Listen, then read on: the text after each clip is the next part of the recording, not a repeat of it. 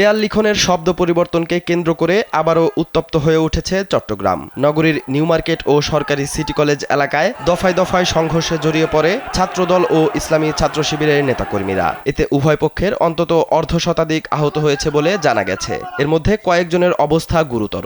দেয়াল লিখনকে কেন্দ্র করে এই রক্তক্ষয়ী সংঘর্ষের সূত্রপাত হয়। চট্টগ্রাম মহানগর ছাত্রদলের আহ্বায়ক সাইফুল আলমের দাবি, গ্রাফিতির লেখা পরিবর্তন করায় তাদের নেতাকর্মীর উপর চড়াও হয় ছাত্র শিবির। প্রথম দফায় পরিস্থিতি কিছুটা শান্ত হয়। পরে নিউ মার্কেট এলাকা থেকে ছাত্রদলের একটি মিছিল কলেজের দিকে অগ্রসর হলে দ্বিতীয় দফায় সংঘর্ষ শুরু হয়। এতে সিটি কলেজ ও নিউ মার্কেট এলাকায় আতঙ্ক ছড়িয়ে পড়ে। স্থানীয় ব্যবসায়ীরা দোকানপাট বন্ধ রাখেন। পুলিশ জানিয়েছে বর্তমানে পরিস্থিতি তাদের নিয়ন্ত্রণে রয়েছে। তবে কি কারণে সংঘর্ষের সূত্রপাত সে বিষয়ে স্পষ্ট কিছু জানায়নি। ছাত্রটা মুছে জাস্ট গুপ্ত লিখছে, তাতে করে শিবিরের গায়ে জ্বলা পড়ে।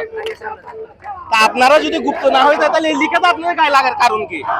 সূত্রপাত এটা থেকে আমাদের ছেলেরা প্রতিদিনের মতো কলেজ ক্যাম্পাসে অবস্থান ছিল, হুট করে তারা জমায় দিল। বিশালায় কিছু মুরব্বি টুরব্বি নিয়ে মিছিল টিছিল নিয়ে আসলো। অতর্কিত একটা হামলা, সাধারণ শিক্ষার্থী আজকে পরীক্ষা ছিল, অনার্সের পরীক্ষা ছিল, হ্যাঁ মাস্টার, এবং তার সাথে সাধারণ শিক্ষার্থীদেরকে হামলা করছে। পরবর্তীতে আমরা যখন জানতে পারি, আমাদের ছাত্র হলে এসে সরাসরি এসে ক্যাম্পাসে আসলাম। আমরা সকলে মহানগর অন্যান্য ইউনিট হয়েছে, আমরা তাদের প্রতিহত করলাম। এখন বর্তমান সিটি কলেজ সন্ত্রাসীদের গুপ্তদের দখল মুক্ত।